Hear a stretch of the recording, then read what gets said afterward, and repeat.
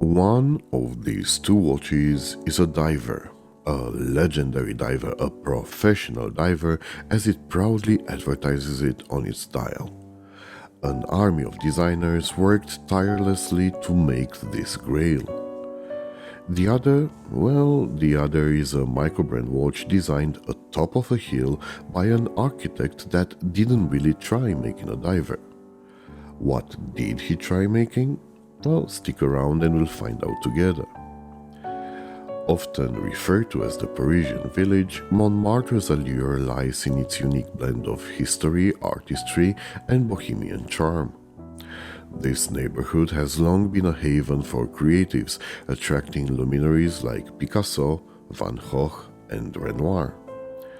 Today, Montmartre's enormous footprint on the global culture is a siren's call for many contemporary artists, designers, and performers living and working in the neighborhood. One of the artists heeding the call is Robert Morrison, the architect who calls Montmartre home for the past 30 years. You already met his work just a few short days ago when I published a review of the stunning tonneau watches making up Montmartre Watchworks' first collection. I called the MW3 an instant classic, and it's now time to see if the sophomore release lives up to its predecessor. Funny thing is this, the MW1 is actually Montmartre's first project, one that, due to unforeseen events, had to be put on hold. Robert has used this delay to further refine and enhance the concept, and he's launching it as we speak on Kickstarter. I will come back with more information later on, but for now, let's focus on the watch in hand, the GMT variant of the MW1. As always, I will start off with a case and with a disclaimer. The watch I'm holding benefits from one of the two optional shrouds that come with a €65 premium. And should you consider buying the watch, this will be $70 well spent, as the shroud truly brings an extra dimension to the timepiece. While the footprint of this watch measures 38mm in diameter, the overhanging bezel measures 39mm across, and the complete configuration brings it up to 40mm. I would compare this case with a sports car. Looking at it from above, it doesn't necessarily stand out, but the profile, and most of all its semi-profile, instill life into the 316L stainless steel. Particularly when the shroud is attached, the angles created and the exposed surfaces combine for an aggressive, sleek, modern look. The lugs have a somewhat brutish construction with an aggressive downturn that goes long ways into keeping the distance between them short, at a very compact 45mm.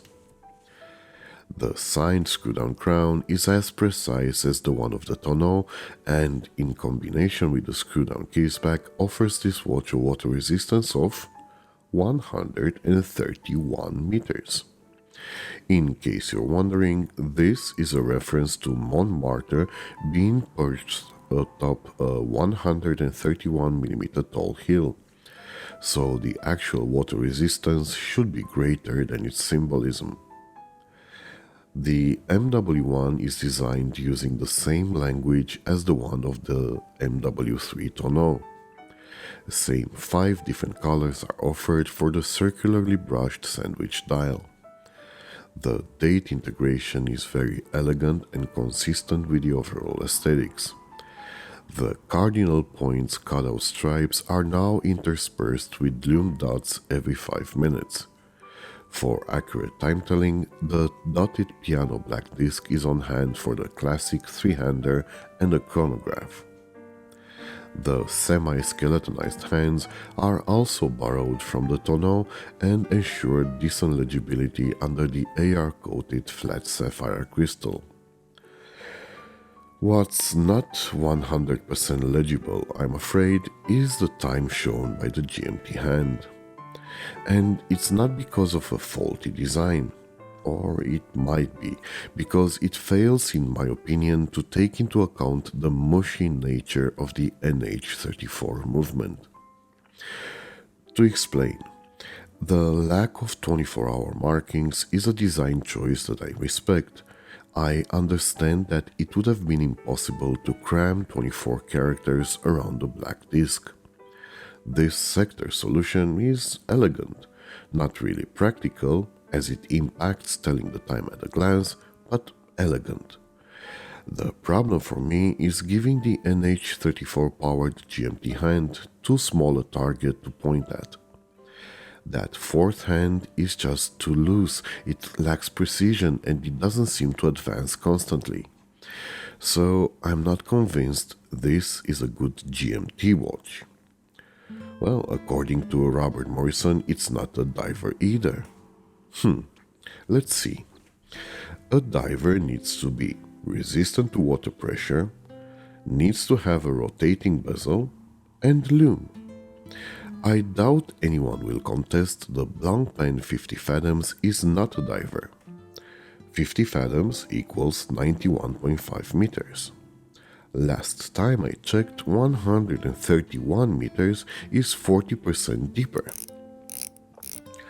The MW1 comes with a 60 crisp clicks rotating bezel. How about the lume?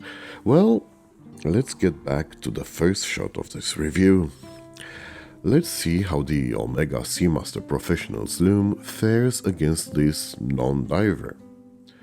While looking at the pretty lights fading, I believe it's important to note the Omega's bezel only has that tiny dot going for it, so I don't really want to read any comments about the lack of numbers on Montmartre's bezel. So, now that this test has come to its conclusion, is this a diver or not? On my 19cm wrist, the watch wears exactly like a 40mm should. Its bezel's chunkiness is perfectly counterbalanced by its compact lug-to-lug distance, and I enjoy a lot looking at the watch from different angles. The complementary strap is the rubber one. It's of good quality, elastic, and it does fit. A better fit, though, is the mesh bracelet at a $50 premium. I already gave my verdict on the tonneau review, I'll say it again. Very comfortable, easy to size, and convenient to use. Definitely not just a generic band. The leather pouch the watch comes with is even less generic. Great quality and beautiful design. So, are these watches to avoid, consider, shortlist, or buy? Before answering the question, it's important to see all the options. 3 configurations, each with 5 dial colors, rubber strap, and a steel or DLC bezel. The most accessible is the VH61 powered Mecha Quartz chronograph at €300 for the first 10 orders. For just €10 more, one can choose this automatic GMT version, while the Swiss-powered automatic will set you back a reasonable €490. As previously stated, one of the optional shrouds is an absolute must at €65 each, the mesh bracelet costs €45, while an additional bezel might be a rather expensive option at €80. Once again, these so-called verdicts are to be considered if you like the aesthetics of the watch and its story. Those are subjective to each individual, and most of you have already decided if you like the watches or not. My job is to wear the watch, analyze it, and give my 2 cents on its place amongst the hundreds of watches on the microbrand market. That being said, I would consider 2 of these variants, and I would shortlist the GMT. I know I made a big point just a few minutes ago on how telling the second time zone is really hard, but I am a sane person. And a sane person that knows a thing or two about watches knows that the NH34 is a reliable, easy to service, easy to replace, automatic movement.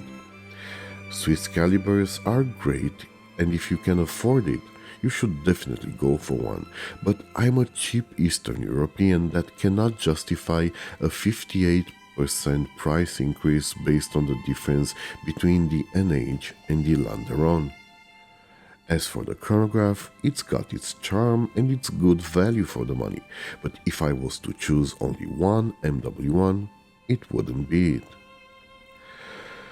This is the conclusion of a rather convoluted review, and if you manage to tolerate my ramblings up to this point, it means you're really interested in the watch. If that's the case, then all you have to do is log in to Montmartre's Kickstarter campaign page and choose the watch you want. I will be here on the weekend to tell you how I believe I fixed Di Renzo's mistake. Till then, you can watch this video or this playlist if you really have nothing else to do. Or visit watchone.net. Or, and this is important,